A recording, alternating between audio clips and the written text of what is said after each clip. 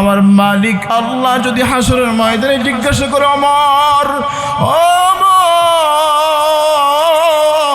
রাষ্ট্রীয় তেল দিয়ে তুমি তোমার বিবির সাথে কেন প্রেম আলাপের গল্প করেছো, ওই মুহূর্তের ভিতরে আমি ওমর কি জবাব দেব? আল্লাহু আকবার বলেন, আর জোরে বলেন আল্লাহু আকবার।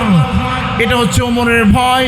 ও মুসলমান ইমানদার আল্লাহর গোলাম, এবার ওমর ফারুক রাদিয়াল্লাহু তাআলা আনহু ডাক দিয়ে বলে, বিবি আমার, তুমি এই সময় আমার কাছে কেন তুমি আসছো একটু জানতে চাই। ডাক দিয়ে বলে, স্বামী আমার, আগামীকালকে ঈদের দিন মদিনার বাচ্চাগুলো নতুন নতুন জামা পরে ঈদের ময়দানে যাবে, কিন্তু আমার কলিজার টুকরা সন্তান আব্দুল্লাহর তো কোনো নতুন জামা নাই, নতুন জামার ব্যবস্থা করে দেন। ও মুসলমান ইমানদার আল্লাহর গোলাম, হযরত ওমর ফারুক রাদিয়াল্লাহু তাআলা আনহু তিনি অর্ধ জাহানের খলিফা।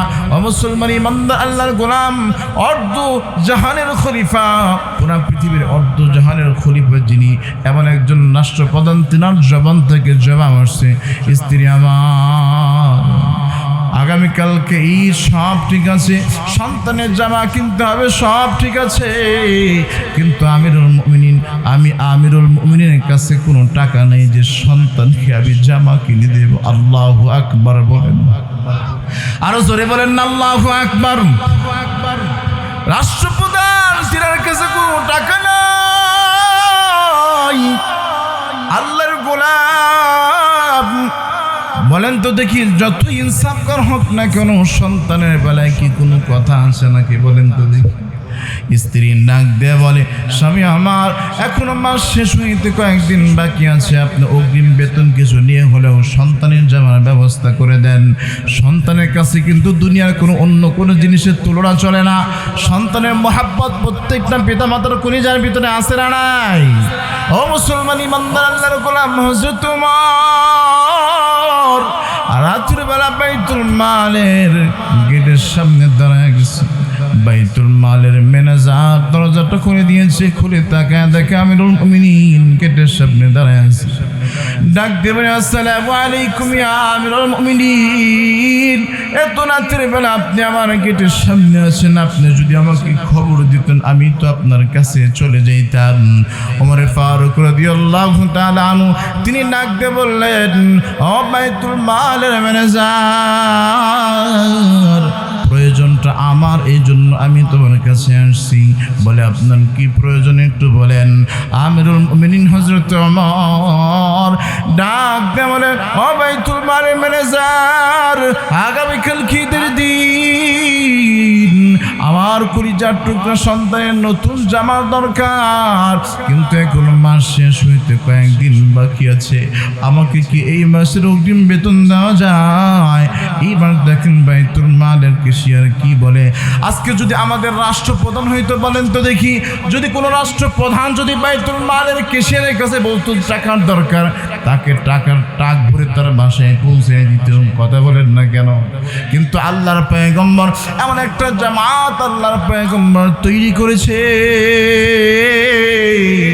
আল্লাহর পয়গম্বরের জন্য কদর সাহাবী হযরত ওমর বলতেছে, আমাকে আগামী মাসের যে বেতনটা আছে, অগ্রিম বেতনটা তুমি আমাকে দিয়ে দাও।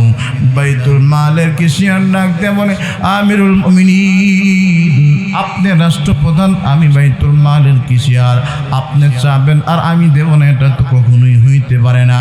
তবে একটা বিষয়, আপনি যে আগামী যে কয়েকদিন বাকি আছে, আগামী 5 দিন বা 7 দিন আপনি জীবিত থাকবেন, এই একটা সিগনেচার লিখে তো আপনি যদি আমার কাছে দিতে পারেন, তাহলে আপনাকে আমার বেতন দিতে কোনো সমস্যা নাই। আল্লাহু আকবার বলেন।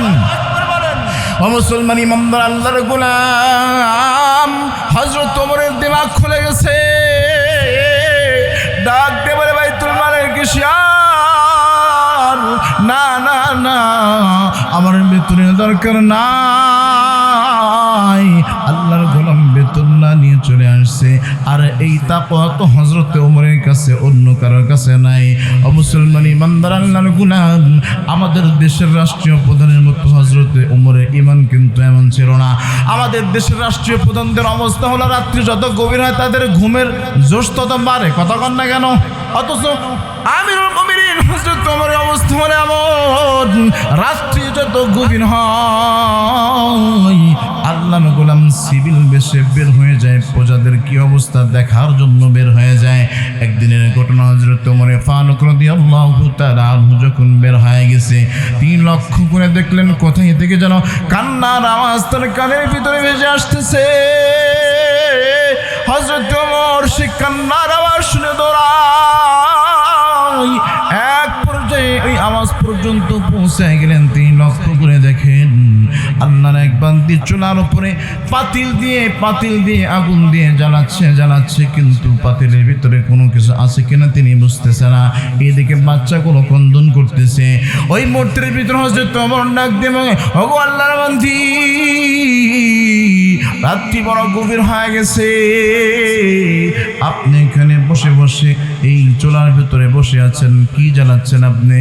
ডাক দিয়ে বলে, আমাদের দেশে একজন জালেম বাদশা আছে, জালেম আমিরুল মুমিনিন একজন জালেম বাদশা আছে, যে আমার খবর নেয় না। হযরত ওমরের সাথে আমার স্বামী জিহাদের ময়দানে গিয়ে যুদ্ধ করে শহীদ হয়ে গেছে, আজ 3 দিন হয়ে গেছে, আমার বাচ্চাগুলো অনাহারে আছে, বাচ্চাগুলো কোনো খাবার পায় নাই।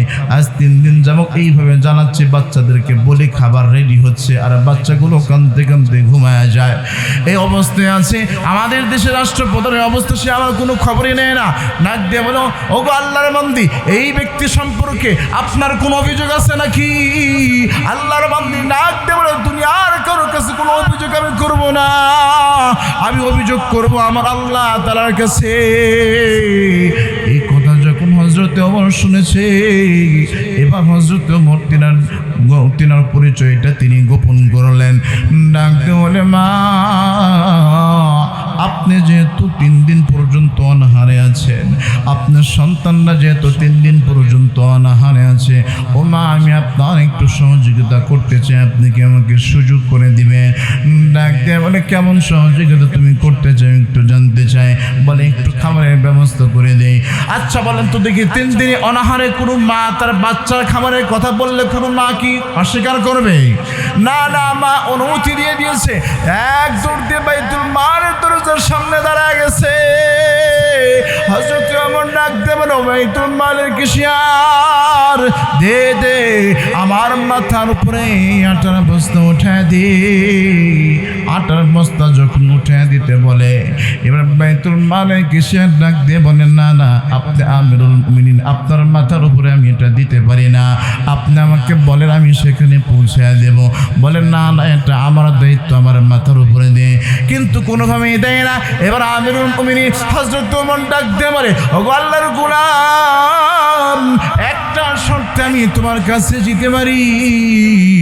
বলো, হাসরের ময়দানে আল্লাহ পাক রব্বুল আলামিন যখন এই গুনাহের বোঝাটা আমার মাথায় দিয়া দিবে, তুমি কি সেদিন এই আমার এই গুনাহের বোঝাটাকে তোমার মাথায় তুমি বহন করবা নাকি? যখন এই কথাটা বলেছে আল্লাহর গোলাম, এবার আমিরুল মুমিনিন মাথায় করে আটার বস্তা নিয়ে সুন্দর করে আল্লাহর বান্দির কাছে চলে গেল।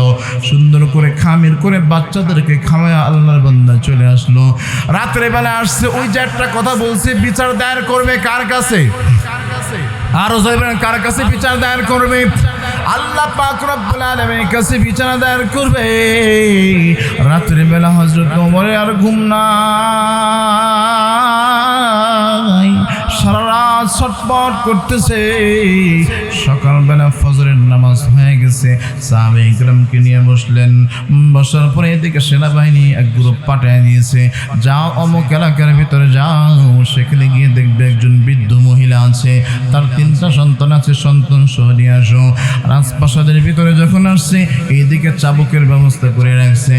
মুসলমান ইমানদার আল্লাহর গোলাম যখন আল্লাহর বান্দি যখন এই প্রাসাদে আসছে, আসার পর তিনি খেয়াল করে দেখলেন, আরে গতকালকে যে যুবককে দেখছি, যে হযরত ওমরের সম্পর্কে এত কথা বলেছি, হযরত ওমরের কান পর্যন্ত মনে হয় খবরটা পৌঁছে গেছে।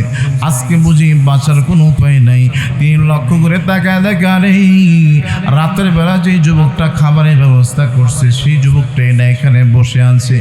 ও মুসলমান ইমানদার আল্লাহর গোলাম, আল্লাহর বান্দি বড় ভয় পায়। হযরত ওমর তিনি সিংহাসন ছেড়ে দিয়েছে, নেমে এসে হাত থেকে চাবুকটা নিয়ে বলে, মা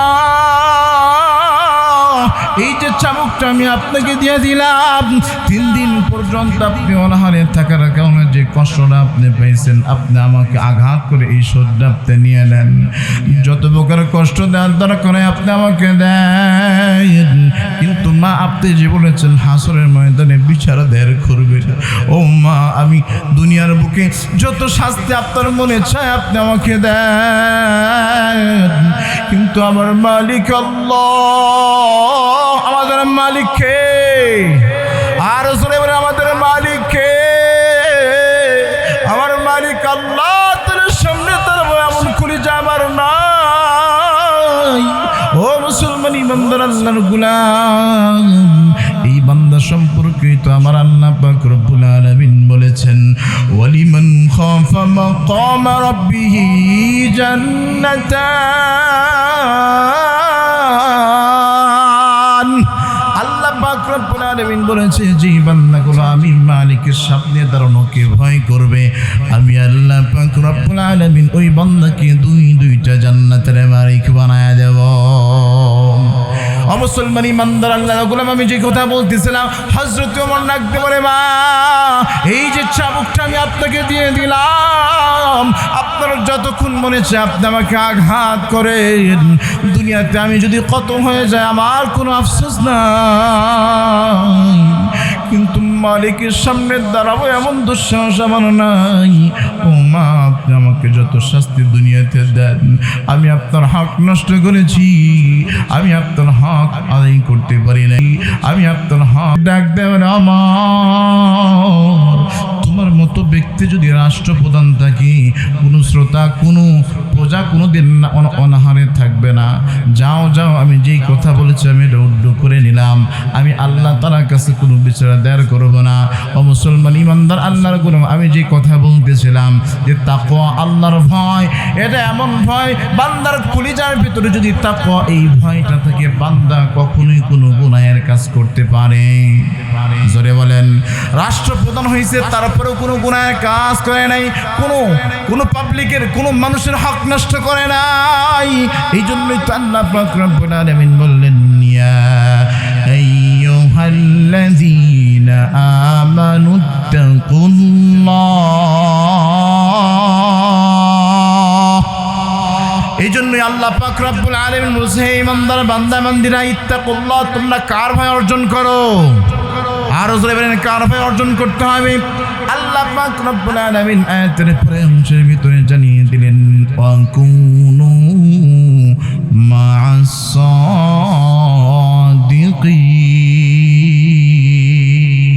সাদিকিন।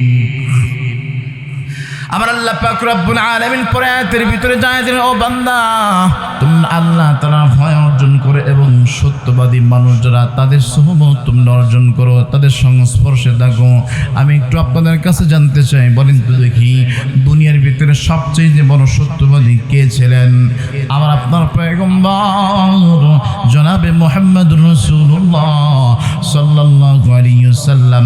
তিনার চাইতে বড় সত্যবাদী কি দুনিয়াতে আর কেউ ছিল নাকি বলেন? মুসলমান ইমানদার আল্লাহর গোলাম, আল্লাহর পয়গম্বর 40 বছর পর্যন্ত আইয়ামে জাহিলাতের যুগে এই কাফির বেঈমানদের ভিতরে থাকা অবস্থায় কাফির বেঈমান এক বাক্যে বলেছে, আল আমিন, নবী আমার সাদিক, আল্লাহু আকবার বলেন।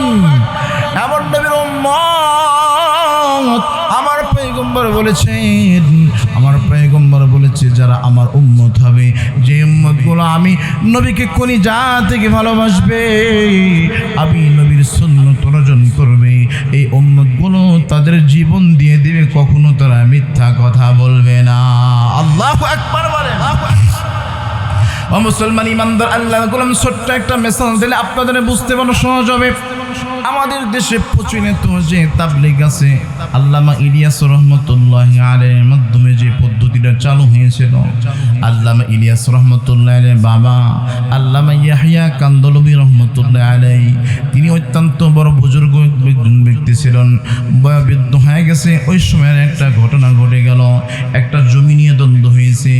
জমিটা সরকারি খাসের জমি, এই জমিটা মুসলমানরা বলতেছে এটা মুসলমানদের জমি, হিন্দু সম্প্রদায়ে যারা ছিল তারা বলতেছে এটা আমাদের জমিন। ওই মুহূর্তের ভিতরে মুসলমান ইমানদার আল্লাহর গোলাম চরম ঝগড়া যখন হয়ে গেছে, এক পর্যায়ে এটা বিচার দেওয়ার হয়েছে কোর্টে যখন দাঁড়ায় গেছে, এবার জেল হাজত হয়ে যাবে। ও মুসলমান ইমানদার আল্লাহর গোলাম, কোর্ট পর্যন্ত যখন চলে গেছে, এর ফয়সালা কেমনে করা যায়? এবার কোর্টের সিদ্ধান্ত আসছে, এই জমি সম্পর্কে সবচেয়ে প্রবীণ কোনো মানুষ আছে নাকি? এমন কোনো প্রবীণ মানুষ যদি থাকে, সে যদি সাক্ষ্য দেয় মুসলমানের জমিন, তাহলে মুসলমানের মসজিদ হবে। আর যদি কেউ সাক্ষ্য দেয় এটা হিন্দুদের জায়গা, তাহলে হিন্দুদের মন্দির হবে। এমন কোনো প্রবীণ ব্যক্তি থাকলে তোমরা খুঁজে বের করো। মুসলমান ইমানদার আল্লাহর গোলাম কথাগুলো দিল দিয়ে বুঝবেন। খুঁজতে খুঁজতে হঠাৎ করে আল্লামা ইয়াহইয়া কান্দলবি রাহমাতুল্লাহ আলাইহির কথা যখন স্মরণ হয়ে গেছে, আচ্ছা বলেন তো দেখি, ইয়াহইয়া কান্দলবি তিনি মুসলমানের পক্ষের লোক কি লোক? তিনি তো মুসলমানের পক্ষের লোক। মুসলমানরা সকলেই খুশি হয়ে গেছে, আর এটা তো আমাদের দলের লোক, আমাদের পক্ষের লোক, কোনো সমস্যা নাই, রায় আমাদের পক্ষে আসবে। কিন্তু হিন্দু সম্প্রদায় যখন ইয়াহইয়া কান্দলবির নামটা শুনেছে, তারাও এক বাক্যে বিশ্বাস করে নিয়েছে, আরে ইয়াহইয়া কান্দলবির জীবন চলে যেতে পারে, সে কখনো মিথ্যার আশ্রয় নেবে না। ঠিক আছে, মুরব্বির কথা আমরা মানতে রাজি। ইয়াহইয়া কান্দলবি যেটা বলবে, যে পক্ষে রায় দিবে, এই রায় আমরা মেনে নেব। মুসলমান ভাইয়েরা আমার, এখন বিচার কার্য শুরু হয়ে গেছে। কাঠগড়ায় দাঁড়িয়ে গেছে, আসামির কাঠগড়ায় নয়, সাক্ষীর কাঠগড়ায় যখন দাঁড়িয়ে গেছে, এবার যখন জজ সাহেব বিচার কার্য শুরু করেছে, বিচার কার্য শুরু করার পর বলতেছে, ইয়াহইয়া কান্দলবি সকলেই আপনারা দেখে তাকিয়েছে, আপনি সবচেয়ে বয়োবৃদ্ধ মানুষ, আপনি যে রায়টা দিবেন আপনার কথা মতো আজকে এই ফয়সালাটা হয়ে যাবে। মুসলমান ইমানদার আল্লাহর গোলাম ইয়াহইয়া কান্দলবি চুপ করে রইলেন। কিছুক্ষণ পর্যন্ত চুপ থাকার পর এবার আল্লাহর গোলাম মুখ খুলতেছে, নাক দিয়ে বলে, যে জায়গাটি নিয়ে দ্বন্দ্ব, আমার যতটুকু স্মরণ আছে এই জায়গাটা সরকারি খাস জমি। এই জায়গার ভিতরে সর্বপ্রথম হিন্দু সম্প্রদায় তারাই দখলে নিয়েছিল, পরবর্তীতে মুসলমানগুলো এই জায়গায় দখলে গিয়েছে। জজ সাহেব ইয়াহইয়া কান্দলবির কথা অনুযায়ী হিন্দুদের পক্ষে রায় দিয়ে দিল, পরের দিনই সেখানে মন্দির তৈরি হয়ে যাবে। মুসলমান ইমানদার আল্লাহর গোলাম মুসলমানের পক্ষে রায় দেয় নাই, মুসলমানগুলো ইয়াহইয়া কান্দলবির উপরে বড় রাগ, আমাদের দলের লোক হওয়ার পর সে কেন আমাদের পক্ষে কথা বললো না? ওই যে আপনাদের কি মনে আছে, আমি বলেছি যে আল্লাহর পয়গম্বরের খালেস উম্মত যেই ব্যক্তি হবে, জীবন চলে যাবে, কখনো মিথ্যা আশ্রয় নেবে না। আল্লাহু আকবার বলেন। মুসলমান ইমানদার আল্লাহর গোলাম ইয়াহইয়া কান্দলবি বাড়িতে চলে গেছে, রাতের বেলা ঘুমায় গেছে। এবার তিনি লক্ষ্য করে দেখে চতুর্দিক দিয়ে কেমন যেন একটা আওয়াজ শোনা যায়। আরে তিনি চিন্তা করলেন, দিনের বেলা তো আজকে সাক্ষ্য দিয়েছি মুসলমানের বিপক্ষে, হয়তো তারা আমাকে কতল করার জন্য হয়তো ষড়যন্ত্র করেছে। আল্লাহর গোলাম চিন্তা করলেন কি করা যায়। তিনি সাহস করে দরজা খুললেন। তিনি সাহস করে দরজা খোলার পর তিনি তাকায় দেখেন, না, এ তো কোনো মুসলমানের চেহারা নয়, সবগুলো তো হিন্দুদের চেহারা। এবার ইয়াহইয়া কান্দলবি তিনি ঘর থেকে বেরিয়ে ডাক দিয়ে বললেন, ওগো আল্লাহর গোলামেরা, তোমাদের পক্ষেই তো রায় হয়ে গেছে, তাহলে তোমরা এখানে কেন আসছো? এবার হিন্দু সম্প্রদায়ের সকলে একসাথে নাক দিয়ে বলো, ইয়াহইয়া কান্দলবি, আজকে তোমার একটা কথার উপর মুসলমানের পক্ষে জমিটা চলে যাইত, আবার একটা কথার বিনিময়ে আজকে আমরা জমিটা পাইছি। তুমি ইচ্ছা করলে মুসলমানের পক্ষে কথা বলে এটা তুমি মসজিদ বানাইতে পারতা, তাহলে তুমি এমনটা কেন করলা না? ডাক দিয়ে বলে, ও আল্লাহর বান্দারা, আমার পয়গম্বর শিক্ষা দিয়েছেন, আল্লাহর পয়গম্বর শিক্ষা দিয়েছেন মিথ্যার আশ্রয় নেওয়া যাবে না। আসিদকু ইউনজি ওয়াল কিযবু ইহলি, সত্য কথার ভারত আছে না নাই? সত্য কথা এটা একটা ওজনই আলাদা ওজন থাকে। এই প্রভাবটা তাদের দিলের ভিতরে এমন প্রভাব পেয়েছে, বলে আল্লাহর পয়গম্বর শিক্ষা দিয়েছে মিথ্যার আশ্রয় নেওয়া যাবে না। এই জন্য আমি মিথ্যার আশ্রয় নেই নাই, তোমাদের সম্পদ এই জন্য তোমাদের পক্ষে দিয়ে দিয়েছি। বলে ইয়াহইয়া কান্দলবি কেন ডাক দিয়ে বলে, গো আল্লাহর নবীর উম্মত, ও ইয়াহইয়া কান্দলবি, যেই নবীর আদর্শ মানলে মিথ্যা কথা বলা লাগে না, যেই নবীর আদর্শ মানলে রিজিকের চিন্তা করা লাগে না, যেই নবীর আদর্শ মানলে কলিজার ভিতরে কোনো ভয় থাকে না, এই নবী থেকে আর দূরে থাকতে চাই না। আর এখনই তুমি আমাদেরকে কালেমা পড়ে দাও।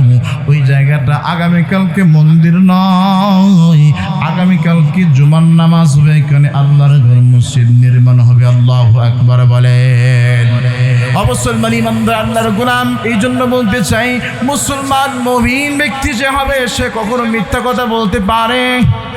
জোরে বলেন, মিথ্যা কথা বলতে পারে না? না, মিথ্যা কথা বলতে পারে না, মিথ্যা কথা বলা যাবে না। আল কিযবু উম্মুল মাআসি, আল্লাহ রাসূল সাল্লাল্লাহু আলাইহি ওয়াসাল্লাম বলেছেন, মিথ্যা কথা হলো সকল গুনাহের মা। একটা মিথ্যা কথা বললে আরো 10টা মিথ্যা কথা দিয়ে গোপন করতে হয়, ঠিক না? ঠিক বলেন। মুসলমান ইমানদার আল্লাহর গোলাম, মিথ্যা বলা এটা পরিহার করতে হবে।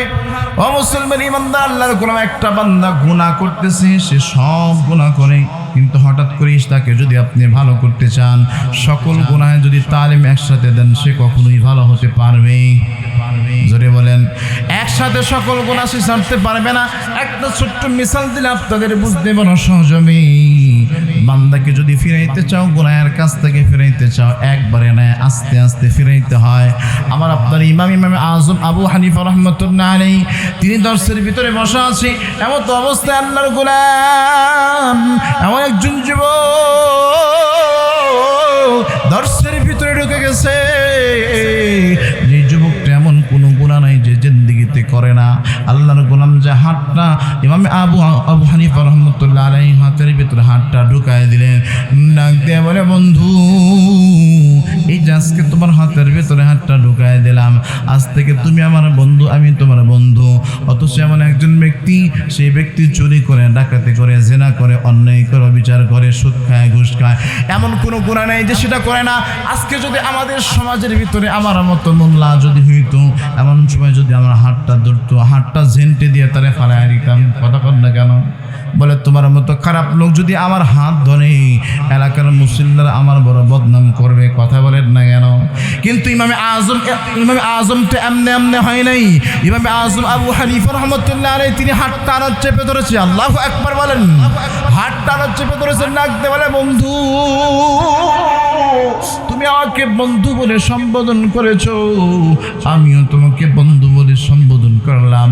তবে বন্ধু, আমার সাথে বন্ধুত্ব করতে হলে একটা শর্ত আছে। কয়টা শর্ত? আরো জোরে বলেন, কয়টা শর্ত? একটা শর্ত যদি তুমি মানতে পারো, তাহলে তোমার সাথে আমার বন্ধুত্ব আছে। একটা শর্ত মানতে না পারলে তোমার সাথে আমার কোনো বন্ধুত্ব নাই। মুসলমান ভাইয়েরা, আমার কথাগুলো দিল দিয়ে বুঝবেন। ওই মুহূর্তের ভিতরে আল্লাহর গোলাম ডাক দিয়ে বললেন, কি এমন শর্ত যে শর্তটা মানলে আপনার সাথে বন্ধুত্ব করা যাবে? আল্লাহর গোলাম ডাক দিয়ে বলে, বন্ধু, তুমি চুরি করো, আমার কোনো সমস্যা নেই। তুমি ডাকাতি করো, আমার কোনো সমস্যা নাই। তুমি জিনা করো, আমার কোনো সমস্যা নাই। তুমি গুনাহ করো, আমার কোনো সমস্যা নাই। তুমি নেশা করো, আমার কোনো সমস্যা নাই। শুধুমাত্র কেবলমাত্র একটা গুনাহ তুমি আমার কাছে শর্ত দাও, একটা তওবা তুমি আমার কাছে করবা। এই তওবাটা যদি করতে পারো, এই শর্তটা যদি মানতে পারো, তাহলে তোমার সাথে আমার বন্ধুত্ব ঠিক থাকবে। বলে, কি এমন কাজ? বলেন। আল্লাহর বান্দা ডাক দিয়ে বলে, বন্ধু, তুমি আমার হাতের ভেতর হাত দিয়েছো, বলো, আজকের পর থেকে যতদিন পর্যন্ত তুমি দুনিয়ার বুকে জীবিত থাকবা, কোনো দিন আর মিথ্যা কথা বলবা না। আল্লাহর গোলাম চিন্তা করলো, আরে আমার সুদ খাইতে না করে নাই, আমাকে ঘুষ খাইতে নিষেধ করে নাই, আমাকে অন্যায় করতে নিষেধ করে নাই, আমাকে জিনা করতে নিষেধ করে নাই, সব গুনাহ করার অনুমতি আছে। শুধুমাত্র কেবলমাত্র একটা মিথ্যা কথা বর্জন করলে যদি জামানার ইমামের সাথে বন্ধুত্ব হয়, এর চাইতে বলেন তো সোফার ওপর আর কি হতে পারে? আল্লাহর বান্দা গ্রহণ করলেন, আল্লাহর গোলাম এবার বিদায় নিয়ে চলে আসবে। ইমামে আযম আবু হানিফা রাহমাতুল্লাহ আলাইহি ডাক দিয়ে বলে, বন্ধু বন্ধুত্ব করেছো, বন্ধুত্ব করলে হয় না, বন্ধুত্ব হয়েছে 5 বছরের ভিতরে কোনো কথা নাই, বলেন তো দেখি এই বন্ধুত্ব টিকবে? জোরে বলেন। বন্ধুত্ব টিকেই তো হলে মাঝে মধ্যে বন্ধুর সাথে গল্প করতে হয়, চার আড্ডায় বসতে হয়, কথা কন না কেন? আল্লাহর গোলাম ডাক দিয়ে বলে, বন্ধু তুমি আমার সাথে বন্ধুত্ব করেছো, আমি তোমার সাথে বন্ধুত্ব করেছি, তবে আমার একটা দাবি হলো, বন্ধুত্বের একটা আশা, একটা আকাঙ্ক্ষা, আগামী 3 দিন পর তুমি আমার সাথে আবার খোঁজ গল্প করার জন্য আসবা। আল্লাহর গোলাম বিদায় নিয়ে চলে গেছে। ওই যে পুরাতন আগের যে বন্ধুগুলো ছিল, আজকে মদ খাওয়ার দাওয়াত দেয়, আজকে গুনাহ করার দাওয়াত দেয়। আল্লাহর গোলাম ডাক দিয়ে বলে, আমার শরীর ভালো না, আমার মন ভালো না, আজকে খাবো না, যা। আল্লাহর গোলাম দ্বিতীয় দিন আবার যখন ডাক দেয়, বলেন না না আমার দিল ভালো না, যাও, আজকেও আমি খাবো না। তৃতীয় দিন আবার যখন ডাক দেয়, আল্লাহর গোলাম বলেন না না আমি কোনো নেশা করবো না, আমি কোনো খারাপ কাজ করবো না, আমার দিল ভালো নেই, যাও। চতুর্থ দিন আল্লাহর গোলাম সুন্দর করে গোসল করে সুন্দর জামা পরে আল্লাহর গোলাম রওনা হয়ে গেছে। বন্ধুগুলো ডাক দিয়ে বলে, বন্ধু 3 দিন যাবত তোমাকে ডাকতেছে, তুমি কোনো গুনাহ করো না, কোনো নেশা আমাদের সাথে বসো না, কোনো আড্ডায় তুমি আসো না, এখন তুমি সুন্দর কাপড় পরে কোথায় তুমি রওনা হয়ে গেছো? অবসলমান ইমানদার আল্লাহর গোলাম আল্লাহর বান্দা ডাক দিয়ে বলে, বন্ধু তোমরা আবার আমার বন্ধু, যে বন্ধুগুলো তোমরা আমাকে গুনাহের দিকে ডাকো, আবার আমার একটা বন্ধু আছে যে বন্ধু আমাকে নেকির দিকে ডাকে। আল্লাহু আকবার বলেন। ও মুসলমান ইমানদার আল্লাহর গোলাম, আল্লাহর গোলাম যখন রওনা হয়ে গেছে, ইমামে আযম আবু হানিফা রাহমাতুল্লাহ আলাইহি দরজার সামনে যায় দাঁড়ায় গেছে। তার আগে আমি একটু আপনাদের কাছে জানতে চাই, যেই ব্যক্তি প্রত্যেকদিন 3 প্যাকেট বেনসন সিগারেট ছাড়া চলে না, রাতের বেলা মদের কলকে ছাড়া ঘুম হয় না, আচ্ছা বলেন তো দেখি মদের বোতল ছাড়া যেই ব্যক্তির ঘুম হয় না, হঠাৎ করে যদি সেই ব্যক্তি সব নেশা ছেড়ে দেয়, তার চেহারার দিকে তাকাইলে পরিবর্তন বোঝা যায় কি যায় না? মুসলমান ইমানদার আল্লাহর গোলাম ইমাম আযম আবু হানিফা রাহমাতুল্লাহ আলাইহি তিনার চেহারার দিকে তাকাই বুঝে ফেলেছে আল্লাহর গোলাম ইমাম আযম আবু হানিফা রাহমাতুল্লাহ আলাইহি তিনি দাঁড়ায় গেছে, বন্ধুকে দেখে আগে আসছে, বন্ধুর হাত বাড়ায় দিছে, বন্ধুকে ডাক দিয়ে বলে, বন্ধু আমার, আমি তোমার কাছে একটা জিনিস জানতে চাই। বলে, কি আপনি জানতে চান? বলে, আমি তোমাকে বলেছি শুধুমাত্র কেবলমাত্র তুমি মিথ্যা কথা বলবে না, কিন্তু তোমার চেহারা দেখে আমি বুঝি তুমি এই 3টা দিনের ভিতরে বুঝি কোনো নেশা করো নাই। আল্লাহর গোলাম ডাক দিয়ে বলে, জি বন্ধু, 3টা দিনের ভিতরে কোনো নেশা করি নাই। আল্লাহর গোলাম ইমাম আযম আবু হানিফা রাহমাতুল্লাহ আলাইহি ডাক দিয়ে বলে, বন্ধু আমি তোমাকে নেশা করতে বারণ করি নাই, গুনাহ করতে নিষেধ করি নাই, তাহলে তুমি কেন বাদ দিয়েছো একটু জানতে চাই। আল্লাহর গোলাম এবার ডাক দিয়ে বলে, বন্ধু আপনার সামনে হাজার হাজার নায়েবে নবী বসে থাকে, আমি চিন্তা করলাম এতগুলো নায়েবে নবীর সামনে আপনি আমাকে যখন জিজ্ঞাসা করবেন, বন্ধু আমার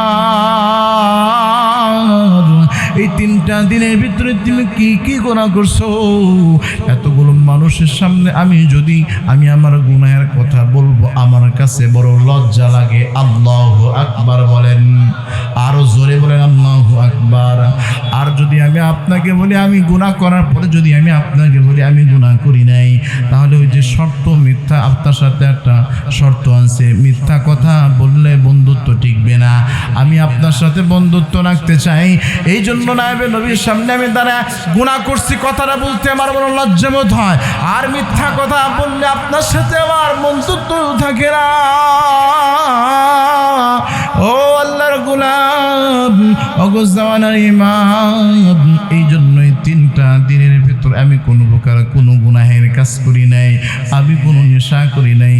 আমি একটু জানতে চাই, বলেন তো দেখি হেদায়েত দ্বারা মালিক কে? আরো জোরে বলেন, হেদায়েত দ্বারা মালিক কে?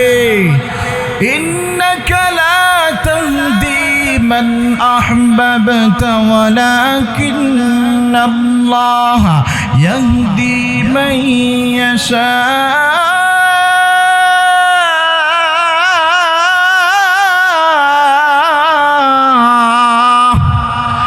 হেদায়েতের মালিক আমার আল্লাহ, আমার পয়গম্বর হেদায়েতের মালিক নয়। আমার পয়গম্বর যদি হেদায়েতের মালিক হইতো তাহলে তার আপন চাচা আবু তালেব কখনো জাহান্নামী হইতো না। কথা বলেন না কেন? আল্লাহর পয়গম্বর সাল্লাল্লাহু আলাইহি ওয়াসাল্লাম তার আপন চাচা শিয়রে দাঁড়ায় বারবার ডাক দিয়ে বলছে, ও চাচা আমার, আপনি শুধুমাত্র কেবলমাত্র বলেন লা ইলাহা ইল্লাল্লাহ মুহাম্মাদুর রাসূলুল্লাহ, তো আপনার কলিজার ভিতরে আছে। কথা বল না কেন? আবু তালেব সে যদিও জাহান্নামে, আল্লাহর পয়গম্বরকে এত ভালোবাসে, দুনিয়ার কোনো মানুষ এত ভালোবাসে না। যে নবীকে ভালোবাসার কারণে 3.5 বছর পর্যন্ত জেল খেটেছে। ও মুসলমান ইমানদার আল্লাহর গোলাম, আল্লাহর পয়গম্বর ডাক দিয়ে বলে চাচা আমার, আপনি বলেন লা ইলাহা ইল্লাল্লাহ মুহাম্মাদুর রাসূলুল্লাহ বলার কোনো দরকার নাই। আল্লাহর পয়গম্বরের কথা যখন বলবে এমত অবস্থায় কাফের বেঈমান আবু জাহেল সেখানে দাঁড়ায় আছে, বলে বাপ দাদারা ধর্মের উপর তুমি চুনকালি লাগাইতে চাও?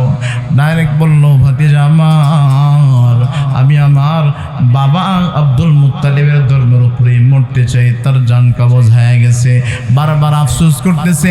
আমার আল্লাহ পাক রব্বুল আলামিন আয়াত নাজিল করে জানিয়ে দিয়েছেন, ইন্নাকা লা তাহদি মান আহবাবতা ওয়ালাকিন্নাল্লাহা ইয়াহদি মান ইয়াশা। ওগো নবী আমার, হেদায়েতের মালিক আপনি নয়, হেদায়েতের মালিক আমি আল্লাহ। হেদায়েতের মালিক কে? আর হেদায়েতের মালিক কে? হেদায়েতের মালিক হলো আমার আল্লাহ। আল্লাহর পয়গম্বরকে ডাক দিয়ে বলে, পয়গম্বর আপনি হেদায়েতের মালিক নয়, আমি যাকে ইচ্ছা করি তাকে আমি হেদায়েত দেই। ও মুসলমান ইমানদার আল্লাহর গোলাম, আপনাদের কি মনে আছে ওই যে আল্লাহর গোলাম এবার ডাক দিয়ে বলে, বন্ধু আমি মিথ্যা কথা বললে বন্ধুত্ব টুজে যাবে, এই জন্য কোনো মিথ্যা কথা বলি না। আল্লাহর গোলাম আবু হানিফা রাহমাতুল্লাহ আলাইহি আল্লাহর গোলামকে ধরে বুকের সাথে জড়ায় নিয়েছে। বুকের সাথে যখন জড়াইছে, আল্লাহর গোলাম চোখের পানি ছেড়ে দিয়ে হাউ মাউ করে কান্না শুরু করেছে।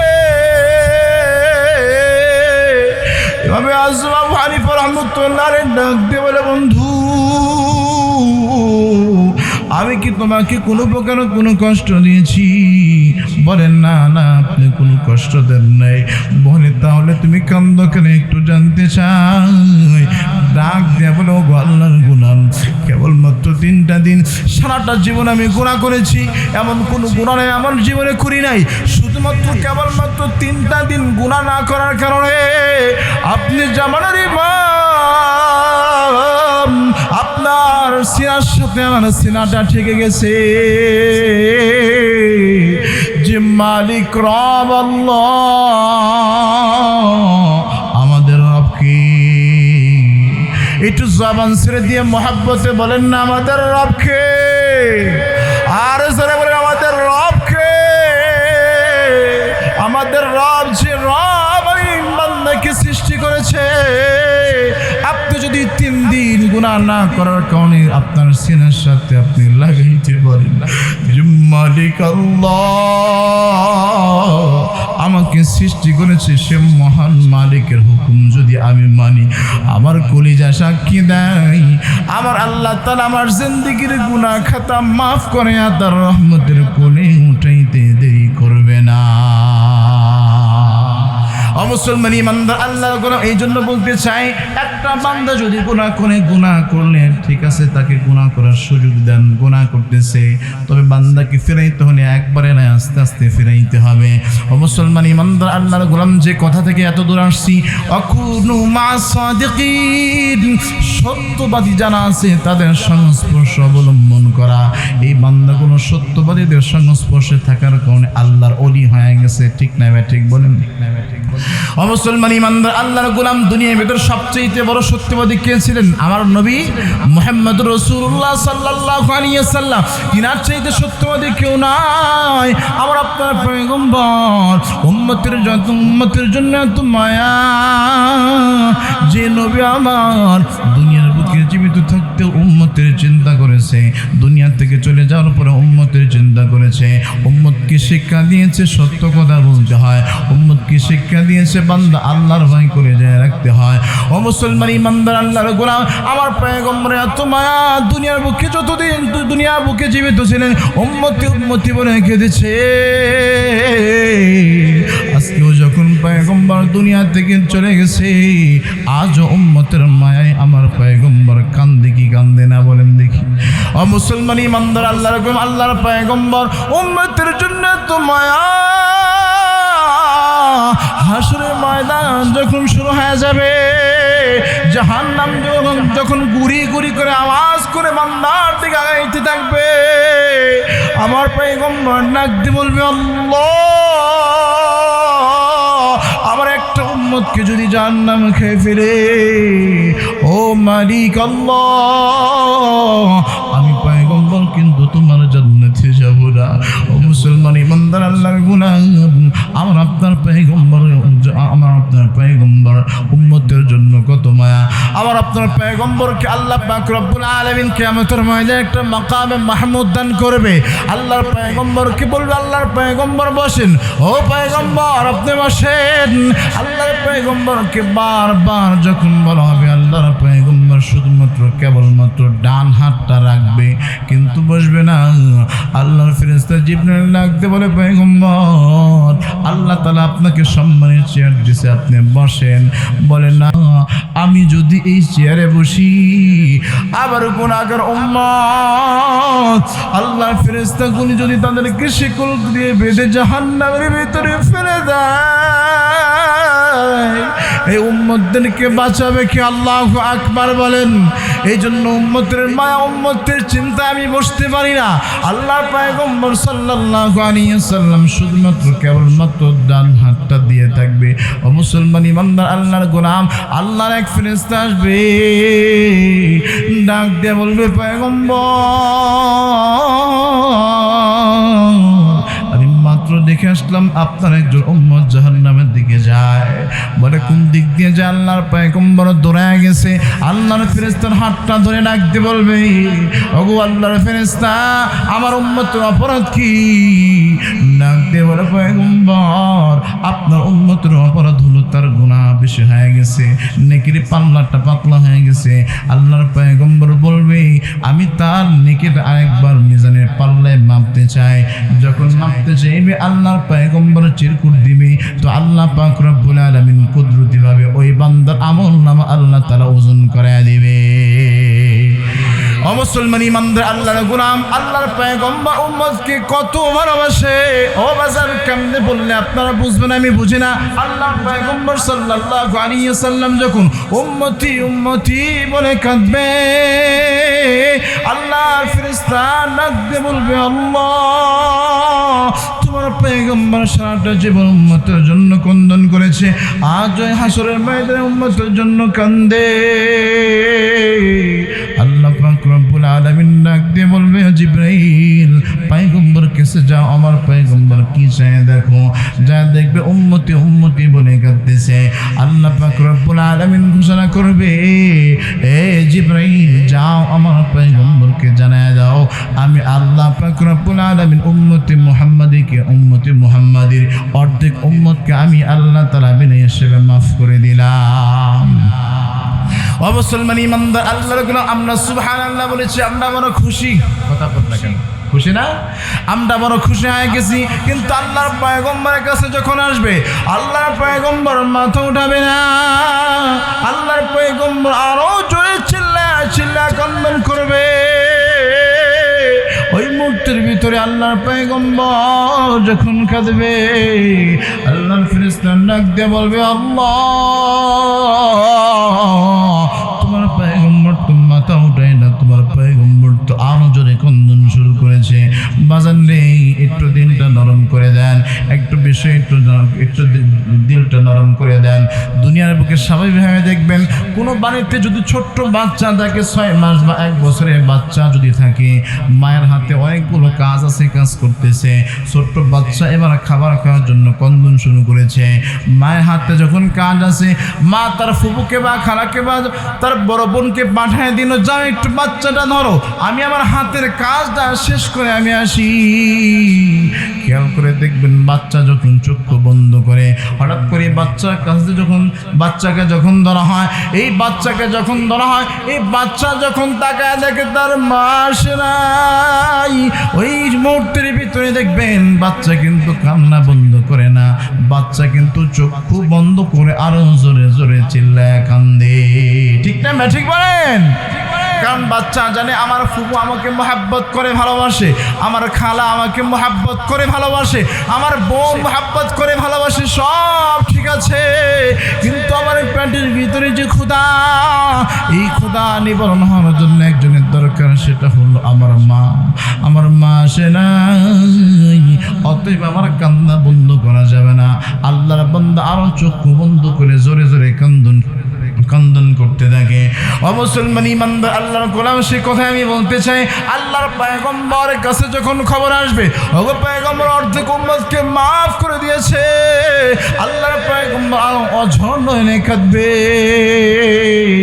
কারণ আল্লাহর পয়গম্বর জানে লিমানিল মুলকুল ইয়াউম লিল্লাহিল ওয়াহিদিল কাহ্হার। আজকে হাসরের ময়দানে পয়গম্বরের সামনে, হাসরের ময়দানে আল্লাহ তাআলার সামনে দাঁড়ানোর মতো দুঃসাহস কারো নাই। শুধুমাত্র একজন ব্যক্তি সুপারিশ করার সাহস আছে, তিনি হলো আমার আপনার পয়গম্বর জনাবে মুহাম্মদ রাসূলুল্লাহ সাল্লাল্লাহু আলাইহি ওয়াসাল্লাম। ও মুসলমান ইমানদার আল্লাহর গোলাম, আল্লাহর পয়গম্বর বুঝতে পারছেন আজকে আমি যখন মাথা উঠায় দেব, বাকি উম্মতদের কি অবস্থা হবে। আরো অঝর নয় যখন কান্দে, এবার আল্লাহর ফেরেশতা জিবরাইল ডাক দিয়ে বলে, আল্লাহ আপনার পয়গম্বর তো মাথা উঠায় না। আল্লাহ পাক রব্বুল আলামিন ডাক দিয়ে বলে, জিবরাইল আজকে দিনে আমার পয়গম্বর মাথা উঠাবে না, কারণ জানে পয়গম্বরের সুপারিশ ছাড়া আজকে জান্নাতে যাওয়া কঠিন। অর্ধেক উম্মত ক্ষমা পেয়েছে, বাকি অর্ধেক ক্ষমা পায় নাই। যাও আমার পয়গম্বরকে জানা দাও, শিরিক মুক্ত ইবাদত করে যারা আসছে, সামান্যতম ঈমান নিয়ে যারা আসছে, যারা শিরিক করে নাই, এমন যত উম্মত আছে সকল উম্মতকে আমি আল্লাহ তাআলা বিনা হিসেবে মাফ করে দিলাম। ও মুসলমান ইমানদার আল্লাহর গোলাম, এই জন্য বললাম আল্লাহর পয়গম্বরের ভালোবাসা করে যায় থাকা দরকার আছে না নাই? ও মুসলমান ইমানদার আল্লাহর গোলাম, আল্লাহর পয়গম্বরকে যে যত বেশি ভালোবাসে, তারা দুনিয়াতে তত আল্লাহ পাক রব্বুল আলামিনের বেশি পেয়ারা হয়ে গেছে। ঠিক না? ঠিক বলেন? ও মুসলমান ইমানদার আল্লাহর গোলাম, আল্লাহর পয়গম্বর এমন একটা জামাত তৈরি করছে, যে জামাত কিয়ামত পর্যন্ত আনেওয়ালা যত মানুষ আসবে, কোন একজন বান্দা যদি আল্লাহর পয়গম্বর একজন সাহাবীকে অনুসরণ করে, তো আমার আল্লাহ পাক রব্বুল আলামিনের পয়গম্বর জানিয়েছেন ওই বান্দার জন্য জান্নাত যথেষ্ট হয়ে যাবে। একজন সাহাবীকে অনুসরণ করলে। আজকে তো আমরা দুনিয়াদার যারা আছে, দুনিয়ার নেতা যারা আছে, তাদের পিছনে আমরা ঘুরি, অথচ একজন মুসলমানের শ্রেষ্ঠ নেতার নাম কি বলেন তো দেখি? মুহাম্মাদুর রাসূলুল্লাহ সাল্লাল্লাহু আলাইহি ওয়াসাল্লাম। তিনার চাইতে বড় নেতা দুনিয়াতে আর কেউ নেই, আছে নাকি বলেন? ও মুসলমান ইমানদার আল্লাহর গোলাম, আল্লাহর পয়গম্বরের ভালোবাসা কলিজার ভিতরে থাকতে হবে। আল্লাহর পয়গম্বরের ভালোবাসা কলিজার ভিতরে থাকা না, শুধু জবানে বললেই হবে ভালোবাসা ভালোবাসা, কথা কর না কেন? শুধু জবানে বললাম ভালোবাসা ভালোবাসা হবে, কথা বলেন? আল্লাহ পাক রব্বুল আলামিন বলেছেন, কুল ইন কুনতুম তুহিব্বুনাল্লাহ ফাত্তাবিউনি ইউহিব্বুকুমুল্লাহ। আল্লাহ পাক রব্বুল আলামিন জানিয়েছেন তোমরা যদি আমার পয়গম্বরকে, তোমরা যদি আমি আল্লাহ তাআলা ভালোবাসতে চাও, ফাত্তাবিউনি, তোমরা আমার নবীকে অনুসরণ করো। আল্লাহর পয়গম্বরকে অনুসরণ করতে হবে। আল্লাহর পয়গম্বরকে অনুসরণ করলে আল্লাহর নবীকে আপনারা ভালোবাসতে হবে না। আল্লাহর নবীকে ভালোবাসলে আল্লাহ তাআলাকে আপনারা ভালোবাসতে হবে না। আর আল্লাহ রব্বুল আলামিন সেই বান্দাকে ভালোবাসবে। সুবহানাল্লাহ বলেন।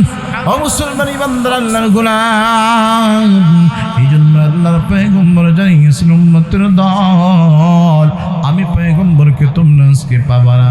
মান আহাব্বা সুন্নতি ফাকাদ আহাব্বানি ওয়া মান আহাব্বানি কানা মাই ফিল জান্নাহ। সুবহানাল্লাহ বলেন।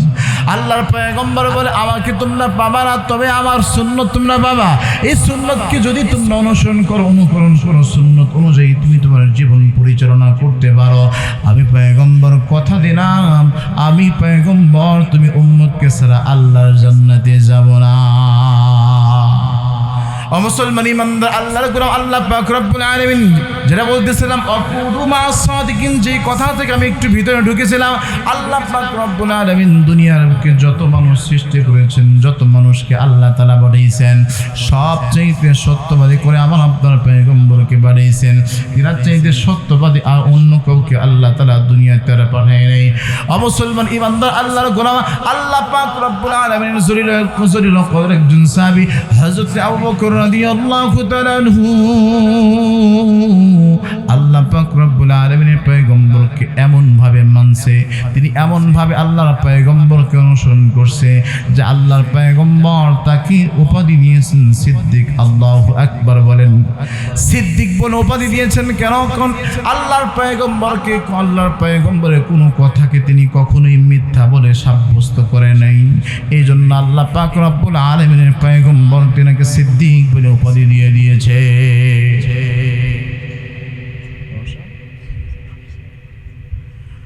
মুসলমান ইমানদার, আল্লাহর গোলাম, ছোট্ট একটা মিসাল দিয়ে আমার আলোচনা টানতে চাই। আল্লাহর পয়গম্বর সাল্লাল্লাহু আলাইহি ওয়াসাল্লাম টানতে চাই। জলিল কদর সাহাবী হযরত আবু বকর রাদিয়াল্লাহু তাআলা আনহু এমনি তো সিদ্দিক আকবর হয় নাই। দুনিয়ার সকল মানুষগুলো জান্নাতে যাওয়ার জন্য পাগল, কিন্তু আল্লাহর জান্নাতগুলো, সমস্ত জান্নাতগুলো আল্লাহ পাক রব্বুল আলামিনের পয়গম্বরের শ্রেষ্ঠ সাহাবী হযরত আবু বকরকে পাওয়ার জন্য পাগল। মুসলমান ইমানদার, আল্লাহর গোলাম, আল্লাহ পাক রব্বুল আলামিন জলিল কদর সাহাবী হযরত আবু বকর রাদিয়াল্লাহু তাআলা আনহু, তিনি আমিরুল মুমিনিন হযরত ওমর রাদিয়াল্লাহু তাআলা আনহু আসছে, নাক দিয়ে বলেন, ওগো আল্লাহর পয়গম্বরের সাহাবী, আপনি আমাকে একটা কাজ দেন, বিদ্যমান এক ব্যক্তির খেদমত করার সুযোগ দেন, যেটার বিষয়ে আমি খেদমত করতে পারি, আপনি আমাকে একটু সুযোগ করে দেন।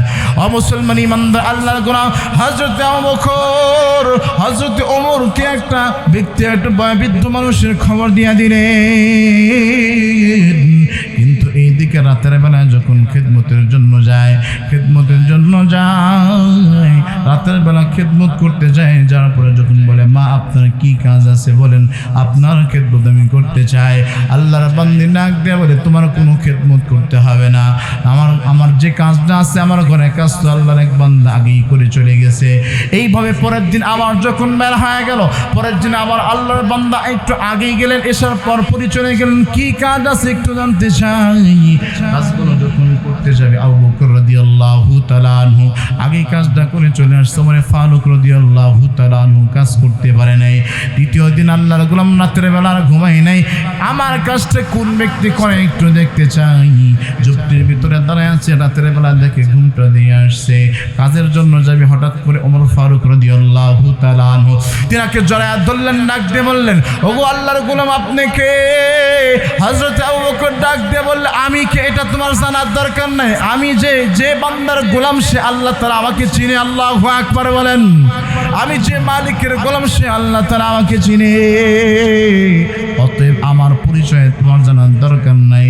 ওমর ফারুক রাদিয়াল্লাহু তাআলা আনহু তিন নাসর বান্দা, তিনি তার মুখ থেকে কাপড়টা সরাইলেন, সরায় তিনি তাকায় দেখে এটা দুনিয়ার আর কেউ নয়, আল্লাহর পয়গম্বরের জলিল কদর সাহাবী সিদ্দিক আকবর হযরত আবু বকর রাদিয়াল্লাহু তাআলা আনহু। আল্লাহু আকবার বলেন।